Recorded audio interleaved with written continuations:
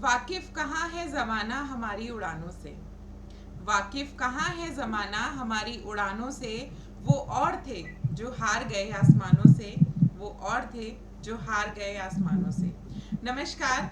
साहित्यिक talk with गरिमा में मैं गरिमा भाटी आप सभी का बहुत बहुत स्वागत करती हूँ। जैसा कि आप सभी जानते हैं, इस पटल पर प्रत्येक रविवार हम हाजिर होते हैं एक जाने माने साहित्यकार के साथ, जिनके साथ हम चर्चा करते हैं उनकी साहित्यिक यात्रा के बारे में।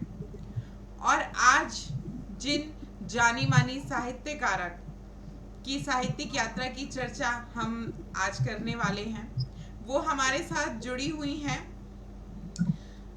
खिदिरपुर, कोलकाता से। पेशे से ये एक शिक्षिका हैं, लेकिन लेखन कार्य भी करती हैं।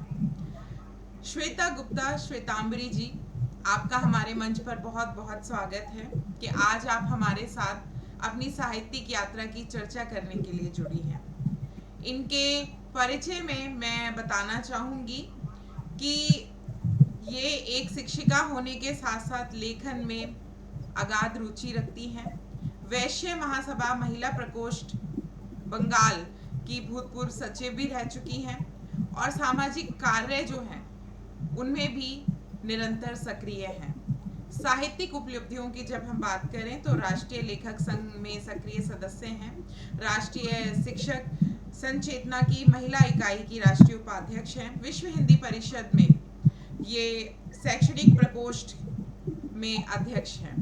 इसके साथ ही जब हम साहित्यिक सम्मान की बात करें तो इनको अनेक राष्ट्रीय और अंतर्राष्ट्रीय स्तर की संस्थाओं से सम्मान भी मिल चुके हैं, जिनमें कई उल्लेखनीय जो मंच हैं, उनके मैं कुछ प्रमुख के नाम लेना चाहूँगी। सहज साहित्य संगम संस्थान दिल्ली, उसके बाद है साहित्य रेखा उत्तर प्रदेश, सृष्टि रचना अवार्ड, गोल्डन अवार्ड, नगरी उन्नयन। ये सभी जो सम्मान है ये इन्हें अंतर्राष्ट्रीय राष्ट्रीय स्तर पर मिल चुके हैं। उसके साथ ही आवाज़ हिंद पटल पर इन्हें साहित्यिक सृजक सम्मान से भी इन्हें सम्मानित किया जा चुका है। उसके साथ ही राष्ट्रीय जन लेखक संघ द्वारा जन लोक सेवा सम्मान से भी इन्हें सम्मानित किया जा चुका है और राष्ट्रीय कवि संगम द्वारा भी ये सम्मानित की जा चुकी हैं। प्रकाशन की बात करें तो इनकी कई पुस्तकें प्रकाशित हो चुकी हैं। स्नेह अनुबंध साझा संग्रह, काव्यवाणी भाग 1 भाग 2, उसके साथ ही प्रीत की रीत। और अगर हम इनके कविताएं और लेख की बात करें तो भारत के विभिन्न पत्र पत्रिकाओं में इनके जो प्रकाशन हैं वो होते ही रहते हैं। कहानियाँ, रचनाएं, कविताएं जो हैं इनकी प्रकाशित होती ही रहती हैं। और इनकी एक पुस्तक अमेजन किंडल पर भी, उलझते रिश्ते, जो कि ई बुक के रूप में उपलब्ध है। इसके साथ ही महाकाव्य में प्रगति प्रकाशन से काव्यांचल भी इनके प्रकाशित हो चुके हैं। और भी इनकी जो उपलब्धियां हैं वो इस इतने सारे जो इनकी उपलब्धियां हैं वो मैं इस छोटे कम समय में बता नहीं पाई हूँ। इनके परिचय को मैंने बहुत छोटा सा रूप देकर आपके सामने प्रस्तुत किया है। इनकी पूरी साहित्यिक यात्रा की चर्चा अब हम इनके ही श्रीमुख से सुनेंगे। तो श्वेता गुप्ता जी, आज आपका हमारे मंच पर बहुत बहुत स्वागत है कि आज आप हमारे मंच पर आई और अपनी साहित्यिक यात्रा हमारे जो दर्शक हैं उनके साथ साझा करने के लिए आज यहाँ पर आई हुई हैं। बहुत बहुत स्वागत है आपका। काव्य गरिमा काव्य मंच का सबसे पहले मैं आभार प्रकट करती हूँ कि गरिमा जी आपने मुझे अपने मंच पर आमंत्रित किया और बस आपने बुलाया और मैं चली आई। बिल्कुल बिल्कुल, रिश्ता ऐसा ही होना चाहिए और हमारा मंच तो आप जैसे साहित्यकारों से ही है। और जब आप जैसी इतनी प्यारी साहित्यकारा, इतनी प्रसिद्ध साहित्यकारा हमारे साथ जुड़ती हैं तो हमारे इस मंच को जो है चार चांद लग जाते हैं। तो आइए अब हम आपकी साहित्यिक यात्रा की चर्चा जो है उसकी शुरुआत करते हैं। तो सबसे पहला प्रश्न मैं आपसे पूछना चाहूँगी कि आपका जो बचपन है वो किस प्रकार का रहा?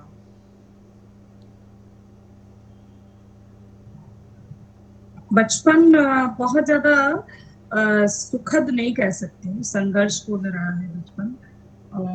पढ़ने की बहुत इच्छा थी पर घर की परिस्थितियां नहीं थी मुझे उस तरह से आगे बढ़ाने के लिए। जी। लेकिन विवाहोपरांत मतलब मेरे जो पति देव हैं, उन्होंने मुझे देखा कि मुझे पढ़ाई में बहुत रुचि है, तो उन्होंने मुझे इनकरेज किया और फिर मैं आगे की बाकी की जितनी भी पढ़ाइयाँ और जितनी भी डिग्रियाँ आप देख रही हैं, बस वो विवाह के बाद है, विवाह के पहले नहीं था।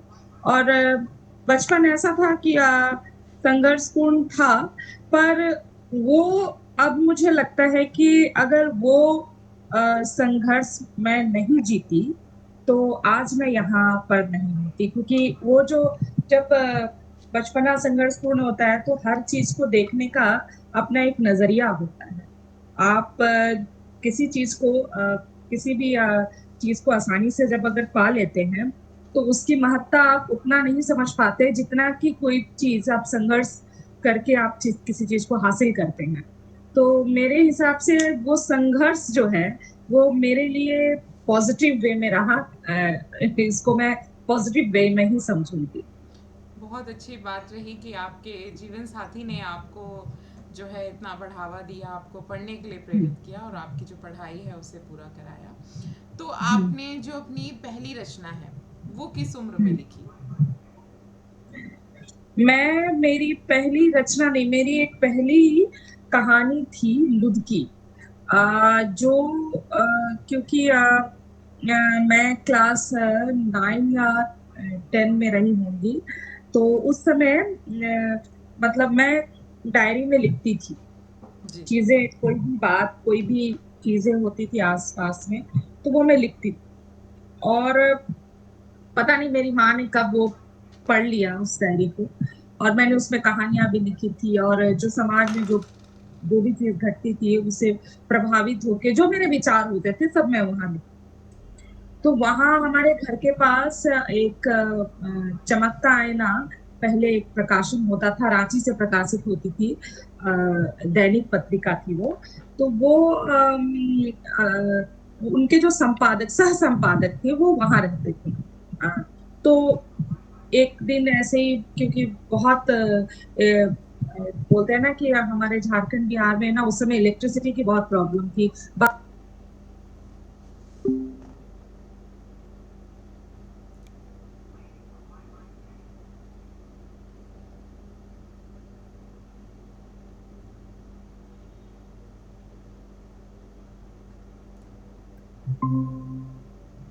बार बार करंट चला जाता था, जिसके वजह से जो है एक दिन हम लोगों ने उनको रास्ता दिखाने के लिए मेरी माँ ने वो अ, रास्ता दिखाने के लिए कैंडल उनको दिखाया था, तो उन वो उसके बाद उनसे परिचय बढ़ा, और फिर एक दिन मेरी माँ ने उनको वो डायरी दिखा दी।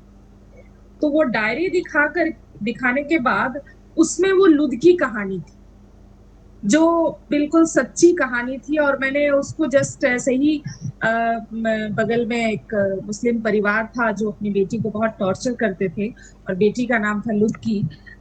वो रिक्शा चालक थे, तो उसको देख करके मैंने लिखी थी, और वो कहानी उनको इतनी पसंद आई कि उन्होंने उसे चमकता आईना के रविवार जो ये होता है उसमें उन्होंने उसको प्रकाशित किया, और लोगों ने बहुत सराहा।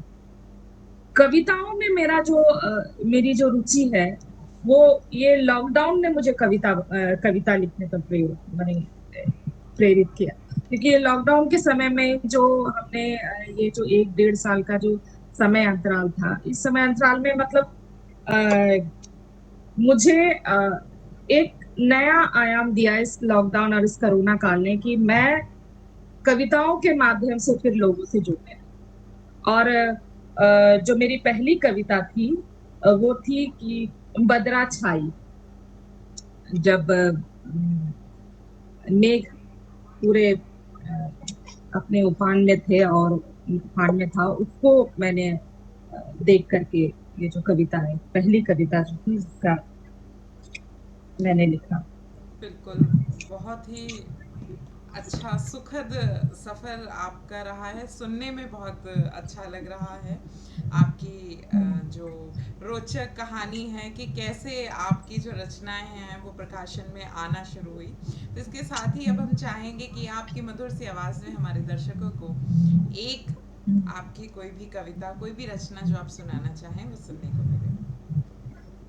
मैं एक, क्योंकि अभी जो हमारे इधर कोलकाता में जिस तरह का माहौल बना हुआ है, जिस तरह का परिवेश बना हुआ है, उस परिवेश में सबसे पहले तो मैं तो लाइन ये कहूंगी कि रोता है हर एक शख्स, हर शय उदास है, वो चीख और पुकार यही आसपास है। ऐसा नहीं कि कोई भी रास्ता न दिख रहा, इंसाफ की तलाश में हर कोई त्राश है। बहुत खूब, क्योंकि बहुत खूब, बहुत खूब। अभी अभी जो हमारे यहाँ का जो वातावरण जिस तरह से किया बना हुआ है, महिलाओं के प्रति, जो महिलाएं सुरक्षित नहीं है, उस पर मैंने ये दो पंक्तियां लिख डाली थी। और मैं आपको अपनी एक कविता जो है इसी महिला प्रधान जो बोलते हैं ना, नारी प्रधान, कि इसमें एक आग्रह है जो मैं कर रही हूँ बेलों के माध्यम से। ओ बेल स्वागत। सुनो जरा, जाने कब से तुम सूखे दरख्तों पर चढ़ी जा रही हो। रुको ओ अनुजा, दरख्त बड़े रूखे हैं, तुम्हारी बेलों पर लगे फूलों को रूखेपन से चोटिल कर देंगे। संभलो, संभलो जरा, नहीं तो तुम्हारी अस्मिता को तार तार कर अपनी तरह रूखा और मलिन बना देंगे। संभलो, संभलो ना, अपनी अस्मिता को बचा लो, भंग करो अपने मोह को और पी जाओ अपने अंतस की पी। मत ढूंढो किसी भी दरख्त का सहारा, संभलो, ये सहारा तुम्हारे वजूद को चुनौती देगा, मिटा देगा। मजबूत कर लो अपनी जड़ों को, अपनी तनाव को कांटेदार बना लो। संभलो, कोई रक्षा अपनी निजात का सुरक्षित कर लो। अपनी अस्तित्व अपना अस्तित्व मत फैलाओ उन दरख्तों पर जो तेज हवाओं में खुद की रक्षा न कर सकेंगे, वो तुम्हारी क्या करेंगे। संभलो, बहुत संभलो ना। खूब, बहुत ज़बरदस्त। और बहुत आज के समय में मुझे लगता है कि अब जो स्थितियां बनी हुई हैं स्त्री सुरक्षा को लेकर के, उसमें हम बिल्कुल कह सकते हैं कि स्त्री को ही हमें सुझाव देने होंगे संभलने के लिए, क्योंकि हमें नहीं पता कि कब किस रूप में कोई भेड़िया हमारे सामने आ जाएगा। बिल्कुल। बहुत ही खूबसूरत पंक्तियाँ आपने कही हैं और बिल्कुल बहुत संजीदगी से आप स्त्री पर लिखती हैं और बिल्कुल सामयिक मुद्दों पर आपने लिखा हुआ है। बहुत सुंदर लेखन है आपका। इसके साथ ही अब आपने जैसा कि बताया, आपकी माता श्री का आपके लेखन में बहुत अच्छा खासा सहयोग रहा, लेकिन अब आपके परिवार का कैसा सहयोग रहा शादी विवाह उपरांत? आ, परिवार का मैं ये बोलूंगी कि पहले तो अ, जब मैं शुरू शुरू में, क्योंकि मैंने बताया ना कि मैं 9वीं या 10वीं कक्षा में थी, तो जो हमारे जो सर थे, गुरुजी जिनको मैं कहती हूँ, उन्होंने मेरी कहानी लुदकी को प्रकाशित किया। और उसके बाद वो मुझे छोटे छोटे टॉपिक देते थे और मैं उस पर लिखती थी। और फिर मैंने कुछ इंटरव्यूज भी किए हुए हैं पत्रकारिता के क्षेत्र में वहां पे। तो वो होने के बाद जब विवाह हो गया मेरा, तो उसके बाद वो बंद हो गया था, बिल्कुल रुक गया था। पर मेरा लिखना बंद नहीं हुआ था, मैं लिखती रहती।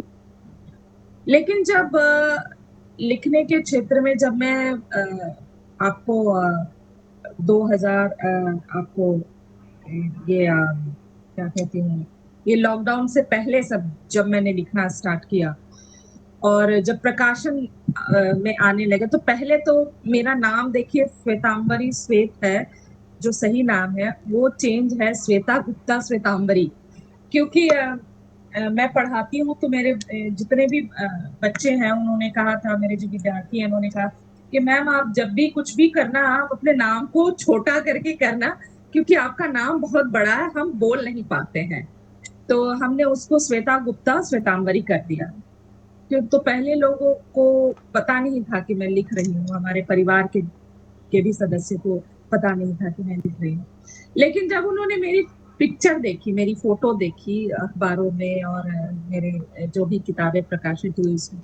तो जब वो उन्होंने देखा तो उन्होंने मुझे फिर खुद से मतलब मुझे बहुत प्रोत्साहन मिला परिवार की तरफ से और मेरे जीवन साथी की तरफ से तो था ही। मेरे पिताजी जो पढ़ाने के विरुद्ध थे मतलब शादी के पहले, वो अब अफ़सोस करने लगे कि काश मैं तुम्हें उस समय पढ़ा दिया होता, तो आज तुम कहीं और अच्छी जगह में होती या कुछ और अच्छा कर रही होती और उनको भी बहुत खुशी हुई उसके बाद। उन्होंने भी वो कहा कि मुझे तुम पर गर्व है और ये जब जब मैंने सुना कि मेरे पिताजी इस तरह से बोल रहे हैं कि मुझे तुम पर गर्व है और जब मेरे भाई और मेरे जितने मतलब रिश्तेदार लोग हैं, जो मेरे परिवार के जितने भी लोग हैं, जब वो मुझे ये कहते हैं कि मुझे तुम पर गर्व है या तुम्हारी कविताएँ मैंने पढ़ी या तुम्हारी कहानी मैंने पढ़ी, तो मुझे सुन कर के बहुत अच्छा प्रतीत होता है और लगता है कि मैं शायद सही अच्छी जगह अच्छा कुछ काम कर रही हूँ, जो मुझे इतना मतलब लोग एनकरेज कर रहे हैं। बिल्कुल, बहुत गर्व के लिए गर्व का विषय होता है कि जब एक स्त्री जो है वो दूसरों को गौरवान्वित महसूस कराए, क्योंकि स्त्री के लिए ये थोड़ा-सा मुश्किल होता है कि बाकी सभी रिश्ते उनकी प्रशंसा करें, क्योंकि साधारणतः ऐसा देखा जाता है कि स्त्री का जो भी काम होता है वो कहीं न कहीं उसको बहुत ज़्यादा नकार दिया जाता है। तो अगर हमारे रिश्ते जो है वो हमारी तारीफ कर दें, प्रशंसा कर दें, तो शायद हमारे लिए एक सही सम्मान, एक अवार्ड वही होता है। बहुत सुंदर बात है कि आपके रिश्ते आपको इतना सम्मान दे रहे हैं, आपके काम को इतनी पहचान मिली है। इसके साथ ही अब अगले प्रश्न की ओर बढ़ते हैं। तो जैसा कि आप शिक्षण के क्षेत्र में हैं, तो ये तो वैसे ही अपने आप ही इतना जो है समय और ऊर्जा की मांग होती है, तो आप पूरी तरह से वहाँ पर ही खर्च हो जाते हैं। उसके बाद पारिवारिक जिम्मेदारियाँ भी हैं, रिश्ते भी हैं सभी अपने। तो ये लेखन किस तरह से मैनेज करती हैं, लेखन कैसे कर पाती हैं? ये लेखन का जो है मतलब मैं आपको अपनी दिनचर्या अगर सुनाऊँ, तो वो दिनचर्या में आप आपको हँसी आएगी कि मैं कैसे लिखती हूँ। जब मैं ट्रैवल करती हूँ, मैं जब मेट्रो से जाती हूँ अपने स्कूल, तो मैं मेट्रो में बैठकर लिखती हूँ। फ़ोन पर टाइप करके लिखती हूँ। जब मुझे ब्रेक मिलता है स्कूल में, मैं तब लिखती हूँ। जब मुझे जब मैं रिटर्न स्कूल से आने लगती हूँ वापस घर की तरफ, तो फिर मेट्रो में बैठकर मैं लिखती हूँ, जो अधूरा रह गया उसको फिर मैं पूरा करती हूँ। 2-2 बहुत पंक्तियाँ लिखती बहुत खूब। हूँ। हाँ, जिस दिन क्योंकि शाम को फिर मेरी क्लासेस भी रहती हैं, कोचिंग की भी क्लासेस है और फिर ऑनलाइन क्लासेस भी रहती हैं। तो उस समय भी जब बच्चों को पढ़ा रही हूँ और उस समय कुछ मुझे ध्यान में आ गया कि नहीं मुझे ये एक लाइन बहुत अच्छी है, इसको लिख लेना चाहिए। तो एक मैं कागज़ का टुकड़ा जो है वो मेरे पास हर समय रहता है और पेन, तो मैं उसको उसी वक़्त नोट कर लेती हूँ उसी समय और फिर उसके बाद आगे की जो चीज़ें हैं। पर रविवार और शनिवार ये भी मेरे लिए समय नहीं दे पाता है क्योंकि हर शनिवार, रविवार को हमारे इधर में कहीं न कहीं कार्यक्रम होता है और मुझे वहाँ पर जाना पड़ता है, आमंत्रित करते हैं तो। तो या तो कोई शनिवार मिल गया या कोई रविवार मिल गया या छुट्टियों का समय जब मिला, तो वो खाली समय जो मैं लिखने में अपना उसको प्रयोग में लाती हूँ। वो जो भी 5 मिनट भी मिला तो भी मैं लिख ले रही हूँ और मुझे 1 घंटा भी मिल रहा है, तो भी मैं लिख रही हूँ। तो मेरे लिखने का जो मेरी जो चाहत है, लिखने की जो मैं जो लिखना चाहती हूँ, वो मैं कोई भी छोटा से छोटा समय भी मैं उसको उपयोग में ले आती हूँ। थोड़ा-सा भी समय मेरे लिए काफ़ी बहुत है बहुत लिखने खूबसूरत बात है, समय का सही उपयोग जो है वो आप करती हैं, और तभी ये ही जो डेडिकेशन जिसे हम कह सकते हैं, यही समर्पण हमारे काम के लिए जिसे हम कह सकते हैं, हमारे लेखन के लिए, तो ये एक बिल्कुल आपको नई ऊंचाइयों पर ले जाएगा। जितना समय आप लेखन को दे रहे हैं, आपका लेखन भी आपको उतने ही सम्मान के साथ आपको नवाजेगा। बहुत ही खूबसूरत चर्चा चल रही है। इसके साथ ही अब अगले प्रश्न की ओर बढ़ते हैं। लेखन में जैसे आपको प्रेरणा कैसे मिली, आप किससे प्रेरित हुई जिससे आप लेखन में आ गई? लेखन की प्रेरणा ये हुई कि जब मैं क्योंकि मैंने पत्रकारिता पहले किया हुआ था और मुझे विवाह के बाद जब मैं कोलकाता यहाँ पर शिफ्ट हुई, तो मुझे वो स्कोप नहीं मिल रहा था। मैं बहुत ढूंढ रही थी कि जी। मुझे लिखना है, और मुझे संपर्क नहीं मिल रहा था, कोई भी संपर्क नहीं मिल रहा था। तो मैं वो लिख ही रही थी, और लिखते मतलब प्रभाव जो बोलते हैं ना कि किससे प्रभावित होकर के लिखना, तो जैसे कुछ कविताएं, कुछ किताबें पढ़कर, और क्योंकि शिक्षण के क्षेत्र में हूँ, बच्चों को पढ़ाती हूँ, तो उसमें भी एक से एक जो लेखक हैं, आपको कहानी में सुशीला टागोर जी हैं, आपको प्रेमचंद जी की कहानियां हैं, आपको क्या कहते हैं, निराला जी की कविताएं हैं, ये महादेवी वर्मा जी की कविताएं, ये जब मैं पढ़ाती हूँ अपने पाठ्यक्रम में, तो उनसे प्रेरित होती हूँ। और कुछ मेरे आसपास के जो घटनाएं, जो घटनाक्रम जो घटती हैं, उनसे भी प्रभावित होकर के और लिखने का प्रयास करती हूँ। बिल्कुल, बहुत खूबसूरत सी बात है कि आपके जो प्रेरणा स्रोत हैं वो इतने सुंदर और इतने महान कवि जो हैं वो रहे हैं, जो इतना प्यारा, इतना सुंदर और इतना प्रेरणादायी लिखते हैं, जो अपने आप में ही एक अलग ही मुकाम है। तो बहुत अच्छी बात है कि आपको प्रेरणा स्रोत जो है वो आपके ऐसे कवि, ऐसे लेखक रहे हैं। इसके साथ ही अब अगले प्रश्न की ओर बढ़ते हैं। तो लेखन के साथ साथ आप और क्या क्या करना पसंद करती हैं? लेखन के साथ साथ लेखन के साथ साथ मुझे क्रिएटिव चीजें करना, जैसे कुछ सजावट की चीजें बनाना, वॉल हैंगिंग वगैरह, ये बचपन में जैसे स्कूल में हम लोग जब पढ़ाई करते थे, तो हम लोगों को इसका अलग से ट्रेनिंग दिया जाता था, जो गर्ल्स स्कूल में जिस तरह से होता है, तो उससे थोड़ा बहुत, बस बस वही थोड़ा बहुत, कभी समय मिलता नहीं है, पहले मिल पाता था, अभी तो नहीं मिल पाता, बस वही एक वो कर पाता, मैंने करती हूँ। अगर कभी फुर्सत के समय मिले और मुझे कुछ अच्छा, ज्यादा कुछ अच्छा करने को मिले, तो वही क्रिएटिव चीजें, जैसे कुछ बनाना हुआ, जैसे कुछ न्यूज़पेपर से कुछ क्रिएटिव चीजें बनाना हुआ, या फिर वेस्टेज चीजें हैं उसको मैं कुछ सजावट की चीज भी बना करके यूज कर सकती हूँ। तो वो एक शौक है, और बाकी कोई शौक नहीं है मुझे, बस वही एक जो मेरी हॉबी जिसको कह सकते हैं।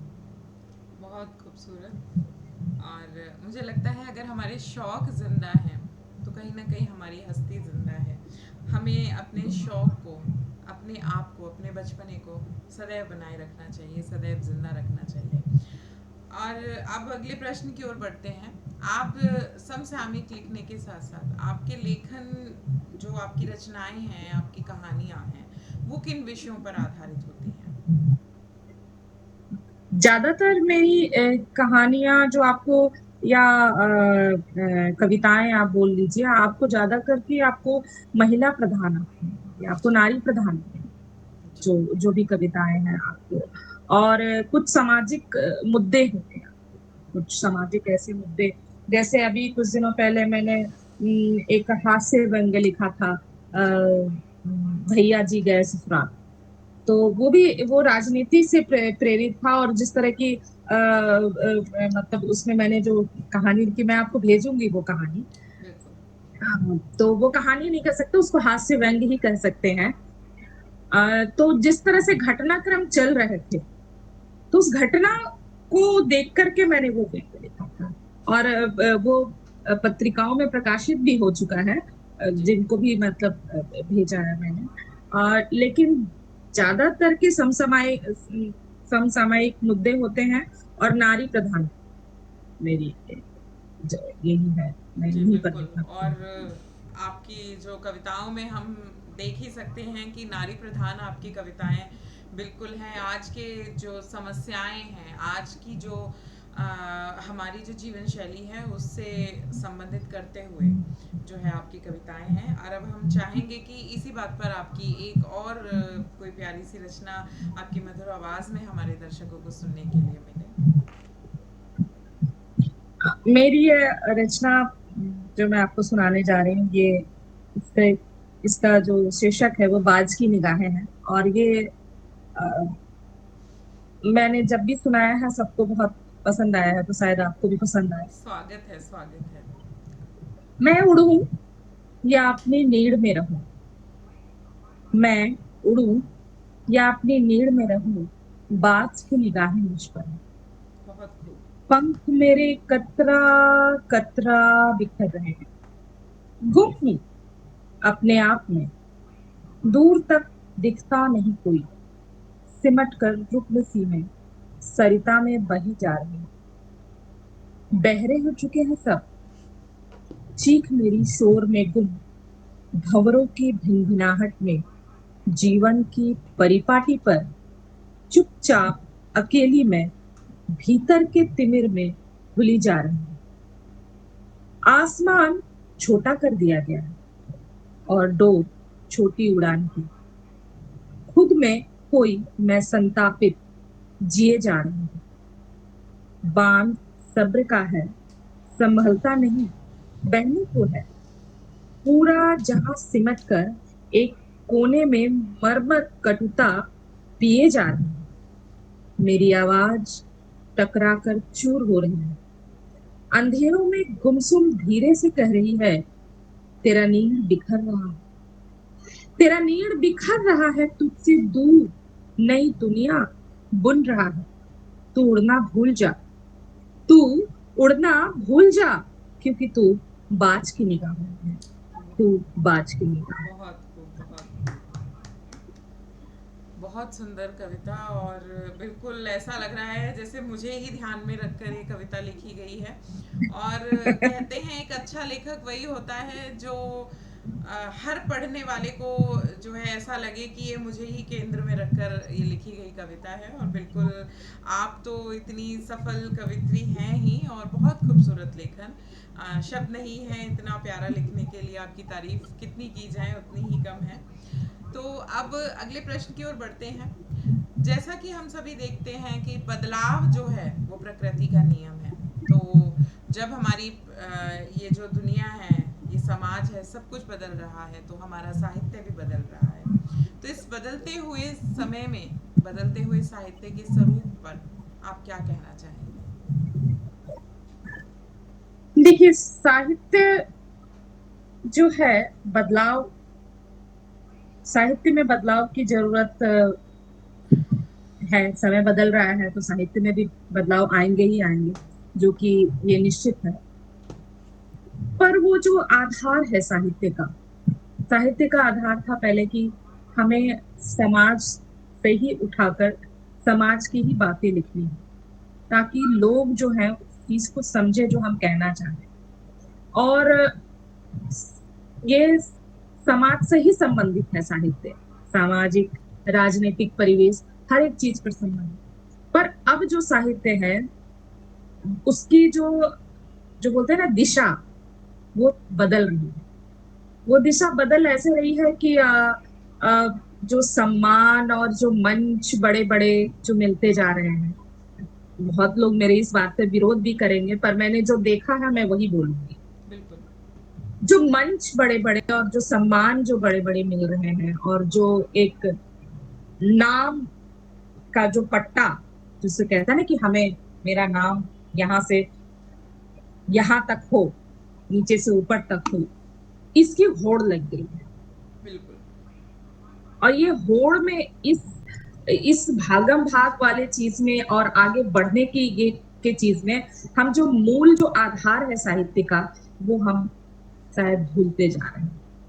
हमें जो साहित्य में बदलाव लाना है, पर हम अपने आधार को, अपनी जड़ों को साथ में लेकर चलना होगा, जो कि बिल्कुल। साहित्य को आगे ले जा सकते हैं। नहीं तो फिर वही होगा कि अ, हम कहना कुछ और चाह रहे हैं, हमारी बातें अंदर में कुछ और है, पर हमारे कलम कुछ और लिख रहे हैं।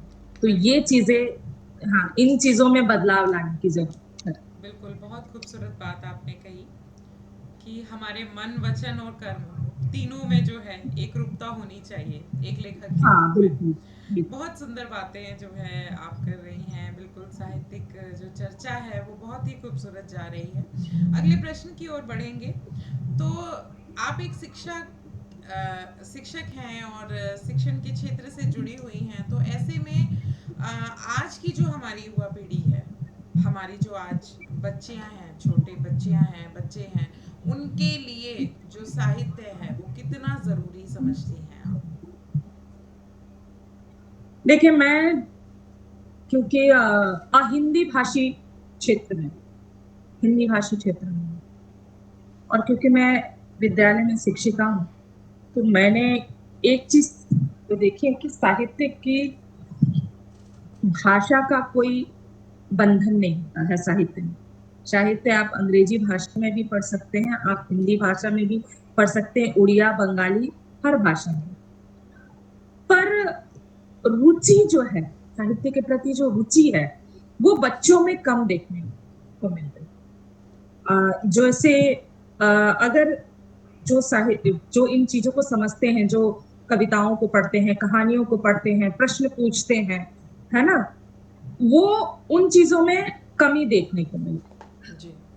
बच्चे को प्रेरणा देने लायक हमने शायद ऐसा कुछ किया ही नहीं है। शायद हमने ऐसा कुछ नहीं किया। हमने नहीं किया, हमारे आगे के लोगों ने, सबने किया है, पर शायद हमारी जो लेखन क्षेत्र के जितने भी लोग हैं, मुझे नहीं लगता है कि अभी ऐसा कर पा रहे हैं, क्योंकि उनको प्रोत्साहन नहीं मिल पा रहा है छोटे बच्चों को। ये जो होड़ है ना आगे बढ़ने की, ये होड़ की वजह से जो नए जो लिखने वाले हैं बच्चे, उनको प्रोत्साहन नहीं मिल पा रहा है, और लिखने के लिए प्रेरित हम नहीं कर पा रहे, है ना।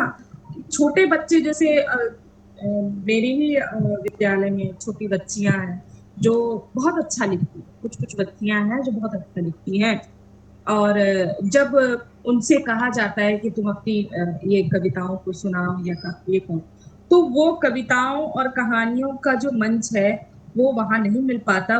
उसकी जगह नृत्य और संगीत में, नृत्य संगीत वो बढ़ावा नहीं मिल पा रहा है, कि जिस प्रकार से हम नृत्य और संगीत को जिस प्रकार से मंच दे रहे हैं, हम नए जो लिखने वाले कवि हैं और लेखक जो उभरते हुए हैं, छोटे बच्चे हैं, हम उनको मंच नहीं दे पा रहे हैं। तो उनके लिए हमें मंच मतलब बनाना, और एक दायित्व जो बोलता है ना हमारे ऊपर है, वो आ गया है कि हमें उनको मंच प्रदान करना है, हमें उनको आगे बढ़ने के लिए प्रेरित करना है। ये मैं देख रही हूँ चीजों को, मैं जो देख रही हूँ मैं बस वही बोल। बिल्कुल। अगला प्रश्न जो है मेरा ऐसे ही नए जो लेखक हैं उनके लिए है कि आजकल जो लेखन है उसका स्तर भी बदल गया है। पुराने लेखन से आज का लेखन बिल्कुल अलग है। लेखन का तरीका बदल गया है और एक शॉर्टकट सब जो है हमारी नई पीढ़ी के हाथ में लग गया है। लेखन जो है वो उतना ज़्यादा मुश्किल नहीं रह गया है। सोशल मीडिया है, आप दो चार लोगों की रचनाएं जो है उनको कॉपी पेस्ट करिए, उनमें थोड़ी काट छाँट करके अपने नाम से प्रकाशित कर हाँ दीजिए। हाँ हाँ तो हाँ, ये जो एकदम सत्य है। शॉर्टकट, हाँ, तो हमारी जो पीढ़ी है जो शॉर्टकट लेना चाह रही है, ऐसे नए लेखक जो मेहनत नहीं करना चाह रहे, ऐसे नए लेखकों के लिए आप क्या सुझाव देना चाहेंगे? ये जो कॉपी पेस्ट का जो ये जो चलन है ना, ये बच्चों में ही नहीं है, बड़ों में भी है। और ये मैं देख रही हूँ। ऐसा नहीं है कि सिर्फ बच्चे कॉपी पेस्ट कर रहे हैं या कुछ पंक्तियां इधर से उधर कर दी, बड़े लोग भी ऐसे कर रहे हैं। और मतलब उसमें कितनों के बीच में वाद विवाद भी हो चुका है, और ये प्रत्यक्ष मैंने देखा है। तो कहने का मतलब है कि हम अगर सही दिशा नहीं दिखा रहे हैं, तो बच्चे तो वैसे करेंगे। और दूसरी बात की जो मीडिया प्लेटफॉर्म जो पहले बहुत ज्यादा, जो हमने बोला ना कि अगर कुछ एक शब्द का अर्थ भी ढूंढना है, तो हम पहले था कि हम किताबों की तरफ भागते थे, कि अगर कोई शब्द के अर्थ हमें ढूंढने हैं या कोई शब्द हमें नहीं मिल पा रहा है किसी पंक्ति को लिखने में, तो हम किताबों की तरफ भागते थे। अभी हम क्या करते हैं, अभी हम गूगल करते हैं, है ना। और अगर हमें कोई विषय दे दिया जाता है किसी विषय पर किसी बच्चे को लिखने के लिए, तो वो जो मीडिया में इतना ज्यादा ये चीज फैला हुआ है, उस एक विषय पर इतनी ज्यादा रचनाएं और चीजें रखी हुई हैं कि कॉपी पेस्ट हो जाता है। और उसकी वजह से बच्चे जो है ना, वो बोलते हैं ना कि इसको पथ भ्रमित हो जाता है ना।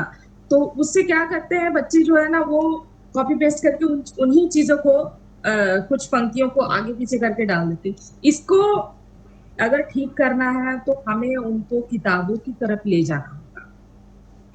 हमें उन्हें ये प्रेरित करना होगा कि हर चीज आपके फोन में या गूगल में नहीं है। आप किताबें भी पढ़िए, आपको वहां से और अच्छी अच्छी विषय मिलेंगे, और अच्छे अच्छे चीजों पर लिख सकते हैं। आपको और अच्छी अच्छी प्रेरणा के स्रोत मिलेंगे, एक से एक कविताएं मिलेंगी आपको, एक से एक रचनाएं, कहानियां, व्यंग, ये सभी चीज मिलेंगे। आप चाहें तो आप किताबों की तरफ जाइए और उनको पढ़िए, उनसे प्रेरित होके, उनसे प्रेरणा लेकर।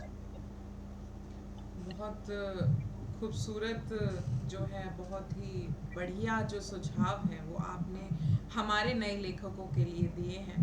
मुझे लगता है अगर एक भी व्यक्ति या एक भी बच्चा अगर आज इन सुझावों पे अमल कर पाएगा और एक भी बच्चा अगर इससे कुछ सीख पाता है तो हमारा ये छोटा सा प्रयास जो है वो बिल्कुल सफल हो जाएगा। और जी। इतने बेहतरीन सुझाव के बाद मुझे तो लगता है कि हम कुछ ना कुछ थोड़ा सा बदलाव जो है वो ज़रूर कर पाएंगे आज के जी। समय के अनुसार। तो अब अगले प्रश्न की ओर बढ़ते हैं। आपकी साहित्यिक यात्रा पर फिर से लौट आते हैं। आपकी अब तक की जो भी लेखन की जो यात्रा रही है, आपने अब तक जैसा भी लिखा है, आप इतने मंचों पर गई, राष्ट्रीय अंतर्राष्ट्रीय स्तर की संस्थाओं से भी जुड़ी हैं और सभी पत्र पत्रिकाओं में आपकी जो है कविताएं, कहानियां आ चुकी हैं। तो इस पूरी यात्रा में क्या कभी ऐसा कुछ आपको महसूस होता है जो आपको लगता हो कि ये मुझसे छूट गया है या काश ये मैं कर पाती? हाँ, कुछ कुछ चीजें होती है, जैसे कुछ मंच जो है वो मुझे बार बार, हर बार निमंत्रण देते हैं कि आप आइए। वो मैं नहीं जा पाती हूँ, वो मुझे खलता है कि मैं, एक तो हमारा जो काम है शिक्षण का, वो हमें बहुत ज्यादा मतलब समय नहीं दे पाता। और दूसरा चीज है कि मैं जो बाहर नहीं जा पाती हूँ। सबसे बड़ी चीज, ये एक चीज और है कि मैं जो ज्यादा मतलब जो व्यंग्य पर जो ज्यादा हंसी वाली, जितने जो जैसे बोलते हैं ना ठहाकों वाले कविताएं, वो मैं नहीं लिख पाती हूँ। मैंने बहुत प्रयास किया। मैं गजल में भी मैंने बहुत हाथ पैर अपने मतलब आजमाए, अपने बहुत कोशिश करी, पर मैं गजल सुन पाती हूँ, मुझे बहुत अच्छा लगता है सुनना, और मैं चाहती हूँ कि मैं लिखूं, पर वो मेरे से नहीं हो पाता है। वो मैं कुछ लिखती हूँ, प्रयास करती हूँ, पर वो नहीं हो पाता है। वो एक एक जो है वो मुझे खलता है कि काश मैं भी लिख पाती, गजलें लिख पाती, काश मैं भी हास्यास्पद कुछ कविताएं लिख पाती, जो जिसको सुनकर लोग हंसते और लोटपोट हो जाते। ये यही एक दो चीजें हैं जो मुझे खलता है। बिल्कुल। और मुझे लगता है कि एक कहावत है कि भाई जिंदा रहने के लिए कुछ ख्वाहिशों का अधूरा रहना भी ज़रूरी है। और यही अधूरी जो ख्वाहिशें हैं वो कहीं ना कहीं हमें आगे बढ़ने के लिए एक जोश बनाए रखती हैं, एक प्रेरणा बनाए रखती हैं। और क्योंकि अब ये जी। प्रोग्राम जो है वो अंत की ओर बढ़ रहा है तो अब हम चाहेंगे कि उससे पहले आपकी मधुर आवाज़ में फिर से एक कविता जो है वो हमें सुनने को मिले। मैं अवश्य सुनाऊंगी, क्योंकि कल जन्माष्टमी है जी। और मैं कान्हा जी को बहुत मतलब मानती हूँ। तो उनके जब जन्म का तो नहीं, पर हाँ, जब वो बड़े हो जाते हैं और जब वो गोपियों के साथ में शैतानी करते हैं, गोपियों को छेड़ते हैं, उन्हें परेशान करते हैं, तो उनके बारे में कुछ पंक्तियां लिखी हैं। वो जरूर सुनाना चाहूंगी, और ये छंद पे है। द्वार खड़े बोल रही गोप गोपियां ओ सखी, यशोदा ओ लल्ला तेरो बड़ो ही सताए है। द्वार खड़े बोल रही गोप गोपियां ओ सखी, यशोदा ये लल्ला तेरो बड़ो ही सताए है। बांसुरी अधर साधे, पाँव पे जनिया बाजे, इत उत देखे दैया छुपन छुपाए है। चतुर चतीरे तीरे, श्याम यमुना के तीरे, चतुर चतीरे फिरे, श्याम यमुना के तीरे, दौड़ी दौड़ी कान्हा हमें बड़ो तड़ पाए है। चिकन अस्त व्यस्त तेरो पाजी से तरस्त, चोरी करे चीर मेरो बड़ो ही छकाए है, चोरी करे चीर मेरो बड़ो ही छकाए है। बहुत इसका जो प्रसंग है, जमुना में जब गोपियां नहा रही हैं तो उनके वस्त्र जो है वो कृष्ण है वो चुरा ली और चिरा करके उन्होंने छिपा दिया। किसी तरह से गोपियां आती हैं और यशोदा के पास में ये शिकायत करती है कि चोरी करे चीर मेरो बड़ो ही छकाए है। धन्यवाद। बहुत खूबसूरत। और श्री कृष्ण पर तो जितना ही लिखा गया है वो मुझे लगता है शायद ही किसी देवी देवता पर लिखा गया हो। और कहते हैं ना, ये हम कवियों के फेवरेट हैं। श्रृंगार रस पर लिखने वाले जो भी कवि हैं उनके फेवरेट हैं श्री कृष्ण जी। और बिल्कुल बहुत ही खूबसूरत जो है आपने लिखा भी है और उतना ही सुंदर आपने सुनाया भी है। तो अब हम अगले प्रश्न नहीं है, हम चाहेंगे कि हमारे व्यूअर्स के लिए, जो भी दर्शक अब इस समय हमें देख रहे हैं सुन रहे हैं, उनके लिए आप कुछ कहना चाहेंगी? उनके लिए दो शब्द जो है वो आप कुछ कहें उनके लिए। मैं बस यही कहना चाहूंगी, काव्य गरिमा मंच को प्रोत्साहन मिलता रहे और वो हमें बार बार बुलाते रहे ऐसे ही। और धन्यवाद। दूसरा है कि मैं चाहूंगी कि आ, हम जैसे कवियों को, जो हमारी लेखनी को, और जिस प्रकार से आपने मुझे, जो मैंने कहा ना कि आपके माध्यम से मैं दिल्ली तक भी गई हूँ, तो जिस प्रकार से आपने मुझे प्रोत्साहित किया, मैं चाहती हूँ कि हमारे जैसे जितने भी लोग हैं उन सबको हम प्रोत्साहित करें और उन्हें मंच प्रदान करें, उनको सुने, उनकी जो भावनाएं हैं जो कविताओं के माध्यम से है या लेखनी है जो उनके लेख के माध्यम से, उनकी कहानियों के माध्यम से उनको प्रोत्साहन मिले, उन्हें मंच मिले। मैं बस यही चाहती हूँ। बिल्कुल, बहुत ही खूबसूरत जो है आपने संदेश दिया है। और हमारा तो एक छोटा सा प्रयास रहता है कि हम जो हैं, हमारे साथ जुड़ने वाले जितने भी साहित्यकार हैं, लेखक हैं, जो भी उभरते लोग हैं, उनको हम थोड़ा सा प्रोत्साहित कर पाएँ। और आप लोगों से ही हमारा मंच है। हमारे मंच में, जैसा मैंने पहले भी कहा, कि आप लोगों के आगमन से ही चार चांद लग जाते हैं। और ये छोटा सा प्रयास है, अगर एक भी व्यक्ति इससे कुछ सीख पाता है, अपने जीवन में बदलाव महसूस कर पाता है, तो मुझे लगता है हमारा ही छोटा सा प्रयास सफल हो जाएगा। और बिल्कुल हम निरंतर मेहनत कर रहे हैं, कोशिश जारी रहेगी। और ऐसे ही आप सबका साथ रहा तो ऐसे ही आगे बढ़ते रहेंगे। तो अब जो है, मैं हमारे मंच की ओर से सबसे पहले श्वेता जी का, आपका बहुत बहुत आभार प्रकट करती हूँ कि आज आप हमारे साथ जुड़ी। आपने अपनी साहित्यिक यात्रा हमारे साथ साझा की, कैसे अपनी परिस्थितियों से लड़कर, कैसे अपनी सभी परेशानियों से, सभी जो भी बाधाएं आई और अपनी जिम्मेदारियों के साथ भी, उन सब के बावजूद आपने अपना लेखन जारी रखा। स्त्री विमर्श पर आपने बहुत सुंदर लिखा। इसके लिए हमारी बहुत बहुत शुभकामनाएं हैं। और अपनी साहित्यिक यात्रा जो है हमारे साथ साझा करने के लिए हम आपके बहुत बहुत आभारी हैं कि आज आपने इतना कीमती समय हमें दिया। और अब क्योंकि समय हो गया है विदा लेने का, तो हम अपने व्यूअर्स से विदा लेते हैं अगले रविवार तक के लिए, जहां हम फिर से हाजिर होंगे एक जाने माने साहित्यकार के साथ, जिनके साथ हम साझा करेंगे उनकी साहित्यिक यात्रा आप सभी के साथ। तो दो पंक्तियां कहते हुए विदा लेना चाहूंगी कि सूरज हूँ जिंदगी की रमक छोड़ जाऊंगा, सूरज हूँ जिंदगी की रमक छोड़ जाऊंगा, मैं डूब भी गया तो शफक छोड़ जाऊंगा, मैं डूब भी गया तो शफक छोड़ जाऊंगा। तो अभी हम सभी से विदा लेते हैं। जी श्वेता जी, आप कुछ कहना चाह रहे हैं? नमस्कार। जी नमस्कार। जी जी, नमस्कार। सभी स्वस्थ रहें, मस्त रहें। धन्यवाद। धन्यवाद।